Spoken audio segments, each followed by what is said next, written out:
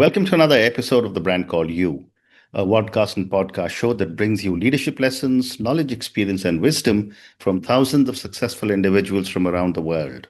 I'm your host, Ashutosh Garg, and today I'm delighted to welcome a well known publisher and an author from Lake Tahoe, California, USA, Mr. Michael Stickler. Mike, welcome to the show. Thank you so much, Ash, for having me here. And Thank you. and right from the beginning, I got to give you one small correction because it Mhm. matters here. I'm from Lake Tahoe, Nevada. Uh, Nevada. yeah, it's a weird thing, but if you're from here, you would know. You got to say I'm from Nevada. Okay. Okay. I stand corrected. Thank you. So Mike is a publisher. He's of leadership books. He's a traditional publisher specializing in business, finance, thought leadership, and Christian leadership, and is an Mhm. author of 20 books. So, Mike, before we talk about your books and leadership books, your story includes remarkable highs and some deeply challenging lows. How Yes, did those experiences shape your approach to leadership and writing? that's good. I think it makes me value authenticity. Mm-hmm. The challenge, when people experience only good times, Mm-hmm. they have a tendency to not be very authentic. Their real self isn't necessarily there. And if you face a lot of bad times, you can end up feeling a lot of shame and discouragement and even despair. Mm-hmm. And when you embrace life, and I believe I have, I've tried really hard to do that. When you embrace life with all the sweetness and its bitterness, Mm-hmm. it allows you to become a man or a woman who genuinely loves people and genuinely wants to serve people. And it also allows you to have the humility to realize, you know what? I put my pants on just one leg at a time, like everybody else. Mm. Well said. You've also spoken about grace and redemption as central themes in your life. What did those moments of rebuilding teach you about purpose? Um, it's really true that when really hard times hit you, Hmm. you got five friends. You might have six, but you got five for sure. Hmm. And I think what that really caused me to once again remember Hmm. is that I need to focus my time and my effort in relationships with people, with those five people to in and I'm talking about outside of family. You're going to have family, and Yeah. family's complicated. I think we could Hmm. all agree with that. But those five people who say, "Hey, you know what? I'm in your camp. I got your back." Hmm. There's lots of people who say, "I got your back." Most of them don't. Hmm. And so I really, I really learned something about myself that there are people in my life who are not just in my life because they want something from me, but they want to also give back to me. They Hmm. actually want to be part of it. Hmm. And I know those sounds like simple things, but I'm telling you, you don't realize who those people are Correct. until it all falls apart. And then you'll look around in the rubble, and those five people are still standing there, and all the Absolutely. other ones that promised to be there, they're gone. Yeah. You know, this is your And five people. likely talking bad about you, by the way. Absolutely. I agree. But you're so right about the five people. I've also written about this and I've said that, think of five people who you think are your closest friends. And the only caveat is that can you think of those five people who also believe you are their closest friend? And Mhm. it's very difficult to come up with those five. But that's a great story you've given me. Mike, what role did forgiveness and personal growth play in transforming pain into purpose during your most difficult years? So forgiveness is an interesting thing. Forgiveness is about releasing the other person. Okay, you cannot cause them to forgive you. You cannot cause them to like you again. You cannot cause trust to be built between you again. You can't make that happen. Hmm. So when you forgive someone, what you're saying is, I'm releasing that person to God, um, or if you don't believe in God, I'm releasing him to the universe, and I am no longer going to allow that person to occupy my presence, my Mm, mind, my heart, those kinds of things. mm, But you got to ask yourself something. If they think if you've offended them, you have to ask yourself one question. As far as it's concerned with you, have you done all that you can to keep mhm, peace with them? mm, People will reject peace, but have you done all that you could and be honest with yourself? And when you do that, there's one line, and this is something I've just recently, when I say recently, in the last year or two, really recognized is that when you release them, you have to treat them as if there was never offense between you. correct. Somebody was asking, my brother and I, my brother, he's 9 years older than I am. I love my brother, but he's been mad at me since I was 25 years old. Hmm. And other family members ask me, what's about? What's he doing these days? What's going on? And what I want to do is think back at who he was 25 years ago. And the truth is I don't have any idea. Hmm. Actually, more than 25 years ago. I'm 65, so 40 years ago. Mm, Um, I don't have any idea what kind of man he is. I don't know what he believes. I don't know what he thinks. I'm sure he changed. I certainly know I have. And so I cannot operate, if I truly forgive him, I cannot operate on who he once was. I can only say the things that are positive and encouraging about him. So forgiveness matters that kind of way. You're mm, releasing that person from yourself. correct, correct. And what does it mean? What was the second question, Ash? I'm sorry. I said, what role did forgiveness and personal growth play in Oh, so transforming the growth, pain into purpose? yeah. So the growth allowed me to understand that about forgiveness, and then creating that pain into purpose. Hmm. If you've ever been an entrepreneur, one of the things you find out about yourself is you reinvent yourself. Correct. And I don't think that's a bad thing. Some people think it is. It's like you're being disingenuous, but no. If you start a business and it fails, and as an entrepreneur, sometimes that happens. Pretty often it happens, Hmm. and you reinvent yourself. But Mm, you know what else happens when you take a business to success and you sell it, mm, or you have an excellent exit, you still reinvent yourself. So take that pain and reinvent yourself. Learn what you had mm, and reinvent yourself into what you believe you should be doing, mm, how you should be acting, how you should respond, and mm. learn from the lessons you had. Now hold your head up high. Yeah. Don't let people put shame on you, and Mm. just move forward. What a great response. Thank you. Mike, let's talk about leadership books now. What inspired you to start leadership books as a traditional publisher? Well, I was like, I've been writing books since 2000. Hmm.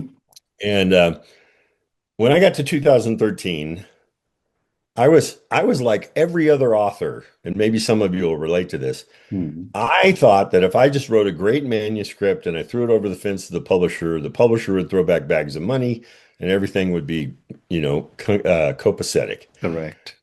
And by the time I got to 2013, I realized that wasn't happening. And I had written a book. In those days, I was speaking on generosity and communication. Hmm. And I had written a book um, based on my speaking experience, and I was using it as a formal lead magnet. I'd send it out to prospects and whatnot because I knew this: if they read my book, they would, by the time they finished reading my book, they were already convinced what I had they needed. Mm. Okay, and they were much more likely to hire me for consulting or to speak at their event or Yeah. whatever that might look like. Mm. And so in 2013, my book publisher wasn't doing anything with my book. And because I had the wrong mindset, I was very frustrated with him. Yeah. And eventually I wrestled my book away from that publisher. I had to pay him for his right for the rights of my book. Mm. And then I sat down with one of my co-founders and my late wife, Kim, and the three of us said, what's it take to publish a book? I mean, actually publish a book and for it to be successful. Mm. And like all entrepreneurs, I asked a lot of questions and did a lot of whys and looked into it. And so we originally set out to publish just my work. Hmm. And once we found out how to do it and we found some success, that very book that my publisher didn't want to sell and couldn't sell, I sold now 400,000 copies of, Wow. and four others since then.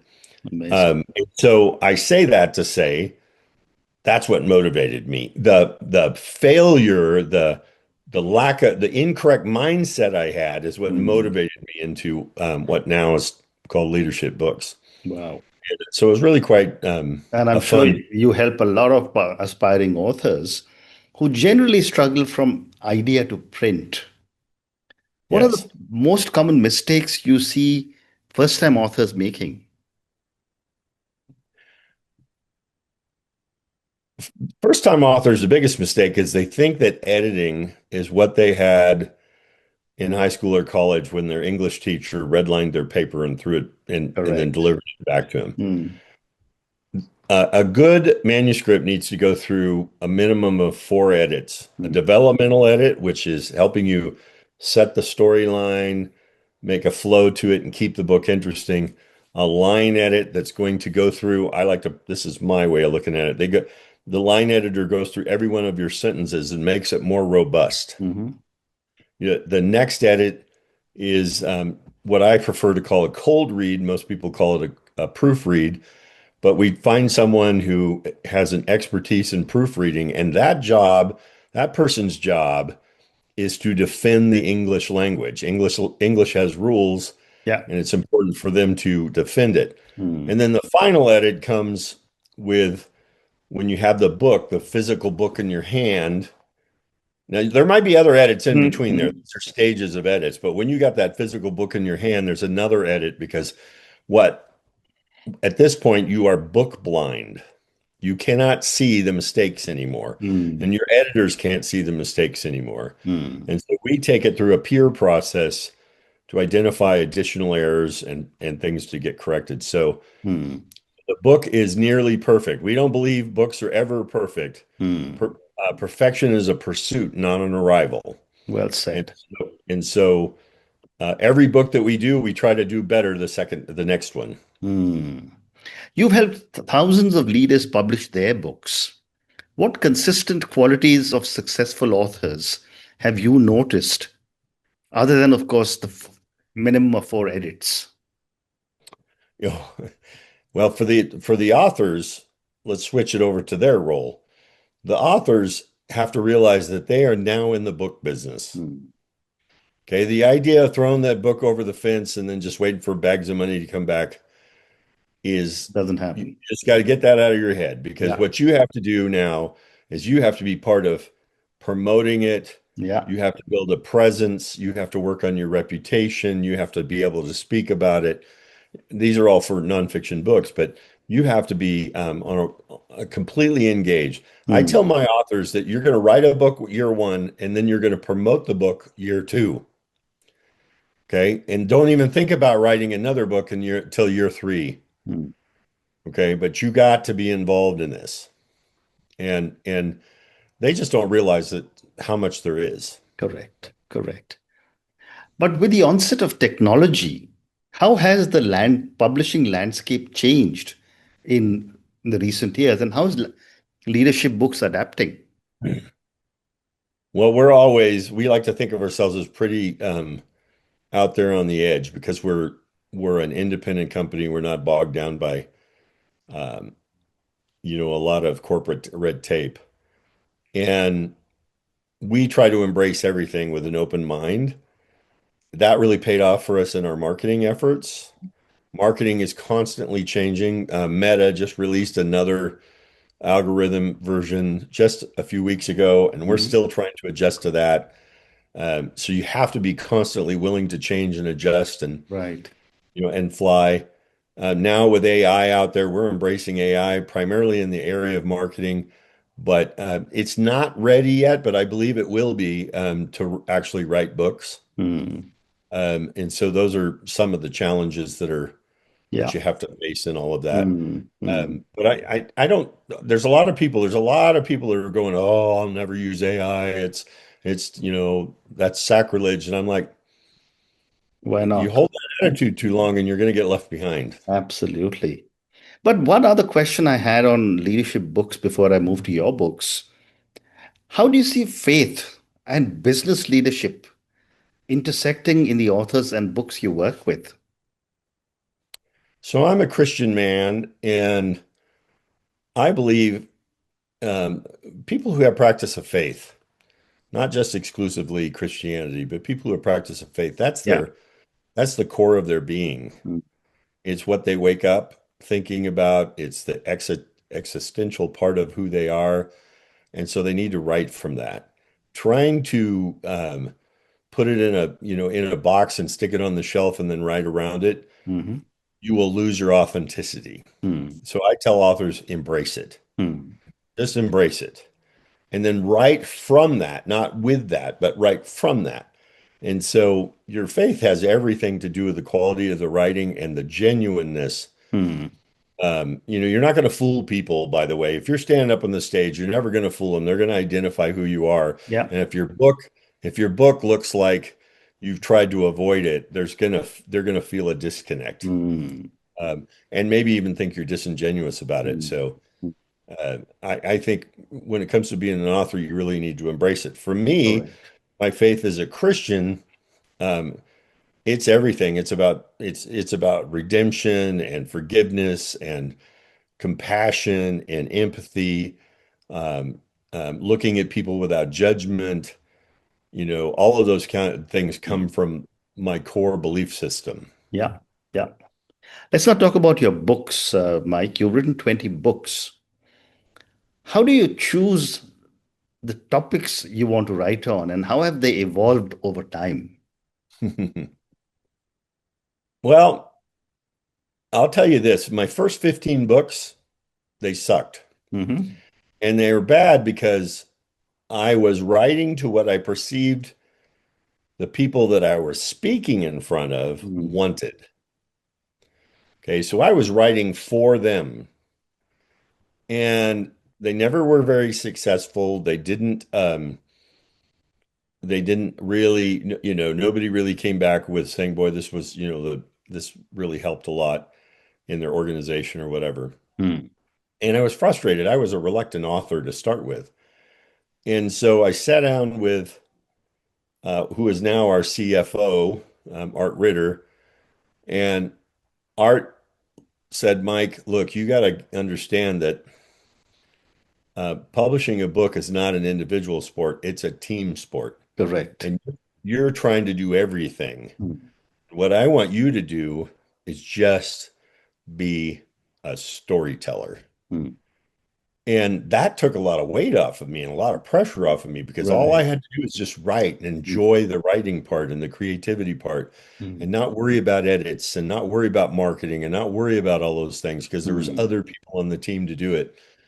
And it set me free. Mm.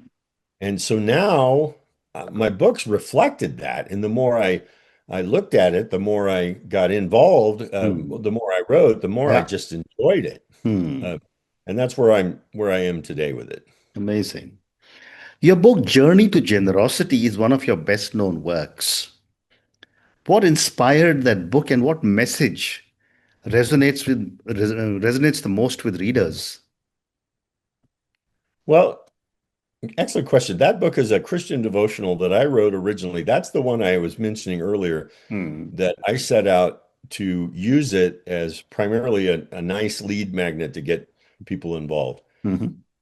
My belief is that people misunderstand generosity. Mm. Again, I have a Christian worldview, and most people think generosity is about time and treasure. How are you going to be balance that? Well, there's three more. There's understanding and there's relationships. Okay. Mhm. And talent. So it's time, talent, treasure, relationships, and so how do you manage those and how do you give them away? Mm. And so that book and then the book that followed it, Life Without Reservation, was really more about how to give away your life with an open hand. Mm. Money is just a piece of that. Yeah. time is just a limit part of that. Your understanding, the things you've learned and grown and understand, that needs to be given away. Mm. We are so busy trying to hold on to stuff instead of letting others be blessed by it. Yeah. And so opening up relationships, in the Mm. fundraising world, nobody wants you to get near their donor, it's like nonsense. Introduce Yeah. your donor to 10 other people and they'll become more loyal to you than you ever imagine. Correct. So that's really what motivated it. Absolutely. And you spoke about journey to generosity. You spoke a little bit about in life without reservation. How has your understanding of generosity, freedom, and purpose evolved across your body of work? Hmm. I so if you're going to write a book about generosity, you better be generous. Mm. You better be soul searching. You better recognize that Mm. all human beings have value and that maybe you have been, they've come into your circle so that you can bless them and give something to them. Hmm. Slow down. Interesting you asked that because just today, I had a guy call me, one of my authors called me the other day, and he said, he left me a message and he said, it's kind of important that I talk to you. So I called him and he shared a very personal struggle he was going through. Hmm. And I listened and I gave him advice and I prayed with him and to me it was kind of inconsequential. He was struggling, he just Mm. needed to hear. Well, he called me back today and he wanted to tell me about a victory that he had in his personal life, Hmm. unrelated. Mm. And he said, the reason I'm calling you to celebrate with you is because you're the only one that picked up the phone the last time I was calling people. Wow. And I went, wow. He goes, and I know you're so busy and you're running a Mm. company. And he goes, it just meant so much to me that you would take the time to talk to me. Mm. See, those are the moments that matter, you Correct. guys. Correct. It does not matter how well your book does. It doesn't in the big picture of things. All of those things don't matter. What matters Mm. is, did you change somebody's life with it? Did you connect a little bit more Absolutely. importantly with them? Those are the things that matter. What a great response. Thank you. I have time for two more questions for you. Sure. Mike, what role does humor play in helping readers connect with serious or spiritual themes in your work? I, to be frank with you, I struggle with humor. I love to laugh. Mhm. I love to, watch great comedians, especially clean comedians and stuff like that, Yeah. because I love to laugh. I have a hard time expressing humor in my work. Mm. Usually it's sarcastic, Hmm. and and some people don't always receive that. And so I've worked on it. In my book Ghost Patriot, I wrote it was a fictional work, and I wrote this story about um, the the law enforcement in Texas and the Texas Rangers. It's a very exclusive group of investigators in the state of Texas. Hmm. And their baseball team is also called the Texas Rangers. And I wrote about the fictional president, getting the two confused and I was being sarcastic, but I've had more people come back and say, "Man, you had me rolling on the ground Mm. laughing at that scene." And I'm like, "Okay, maybe I can Mm. write humor." Mm. I thought it was being a smart aleck, but Mm. so that's Very interesting. I struggle with it. I'm trying to get better Yeah, at it. yeah, yeah. I'm a Very pretty interesting. serious and stoic guy, so it's Okay, hard for me to get that humor going. amazing. And my last question for you. Do you see your books as a part of one continuous message or as distinct chapters of your own life journey? Hmm, that is a super question. I'm gonna say it like this because I learned something. So most of my books have been Christian living kind of books. And then I was invited to write a book about a local hero, patriot. Hmm. And I was kind of reluctant because I'd never written a biography. And it was my first biography work, and it was a very big hit. Hmm. And what I did, and this is for your audience to understand, what I did, and I didn't really think about it, is I created two audiences. Hmm. When you have an audience that love your last set of work and you go to sell the next one, you can press a button and send out a bunch of emails and see sales start happening. Hmm. But when you write completely off that genre, they don't, you didn't bring them over. Hmm. Okay. So I created two audiences. They try to claim they cross over, but they really don't. Hmm. Okay. And so how do I see it? I see that I've set two trains down the track, Hmm. and now I'm writing to two different types of audiences. Hmm. And so there's not a continuation of a storyline in them in that sense. There is on one track Yeah. and on the other, but not together. Okay, wonderful. And on that note, Mike, I just want to say what a fabulous conversation this has been. Thank you for sharing me about your journey. I think you gave us some very, very interesting pointers on leadership books and what goes into actually writing. And I loved your comment that you can't just toss your book across the fence and hope the money is going to be tossed back onto your side. Authors have to Right. be partners with publishers to be able to really take your book out to the people. Thank you also for talking to me about your books and some of your own philosophies of faith and leadership. Thank you again for speaking to me, and good luck to you.